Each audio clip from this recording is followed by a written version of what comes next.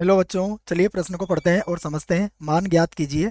हमें एक समाकलन दिया है जिसकी सीमा -1 से 1 है और dx के बटे में है x का वर्ग प्लस 2x प्लस 5। प्रश्न को हल करने से पहले हम प्रश्न के लिए मुख्य अवधारणा लिख लेते हैं। तो इस प्रश्न के लिए मुख्य अवधारणा जिसकी सहायता से हम इस प्रश्न को हल करेंगे। मुख्य अवधारणा में हम प्रश्न से संबंधित समाकलन के लिए एक सूत्र को लिखेंगे और उसकी हेल्प से या उसकी मदद से इस प्रश्न को हल कर देंगे।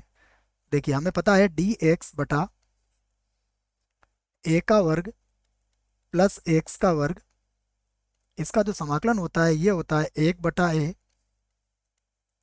टेन इनवर्स x बटा a प्लस c। ये आपको सूत्र याद रखना है। यदि आप इसमें एक ही जगह पर कितना रख लें, एक रख लें, अर्थात ये ऐसा हो जाए dx बटा 1 प्लस x का वर्ग, तो ये क्या बन जाएगा, 1/1 की लिखने की आवश्यकता ही नहीं पड़ेगी।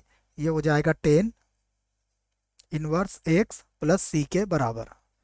आइए अब हम प्रश्न को i के बराबर मानते हैं और हल करते हैं। तो ये लिखा मैंने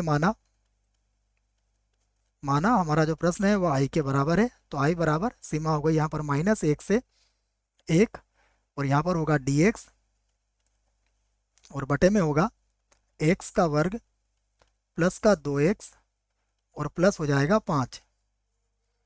अब हम इसको आगे हल करते हैं। तो ये होगा सीमा जिसकी -1 से 1 है, ये होगा dx और देखिए हम इसको पूर्ण वर्ग बना सकते हैं।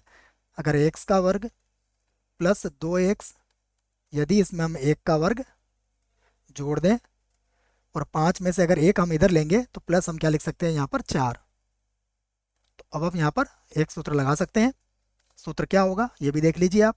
सूत्र यहाँ पर बन रहा है a का वर्ग प्लस 2ab और प्लस b का वर्ग, और यह किसके बराबर होता है, ये बराबर होता है a प्लस बी और पूरे की घातांक 2 के।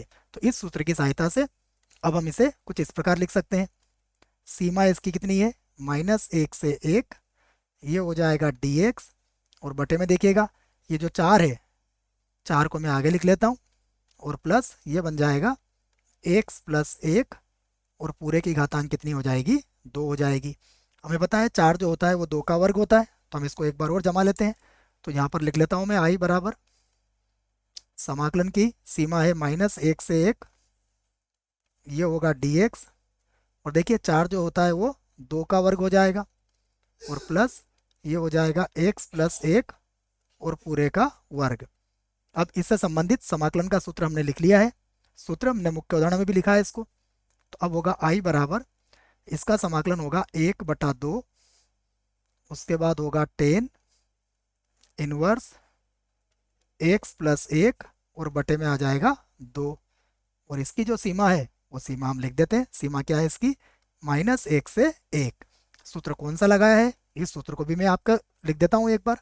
सूत्र हमने यहाँ पर प्रयोग में हम लेके आए हैं dx बटा a का वर्ग प्लस x के वर्ग का सूत्र हमने लगाया है, जो किसके बराबर होता है, 1/a, उसके बाद tan inverse x/a plus c के बराबर होता है ये।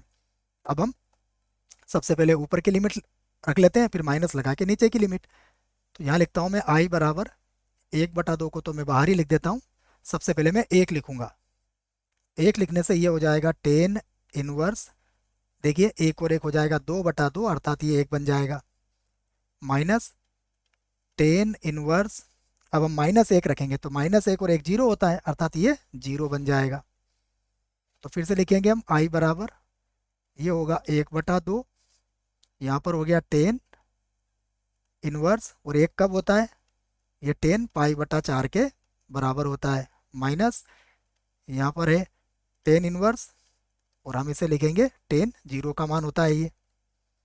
तो अब आप कह सकते हो कि i बराबर यहाँ तो होगा 1/2, देखो 10 इनवर्स से 10 अगर हटाएंगे तो यहाँ π/4 बचेगा और यहाँ 0 बचेगा। तो गुणा में आप कितना लिख सकते हो, π/4, 0 को लिखने की आवश्यकता नहीं है। तो हमारा उत्तर आ चुका है, i का मान कितना आया, π/8। आशा करता हूँ आपको इस प्रश्न का उत्तर समझ में आया होगा। धन्यवाद।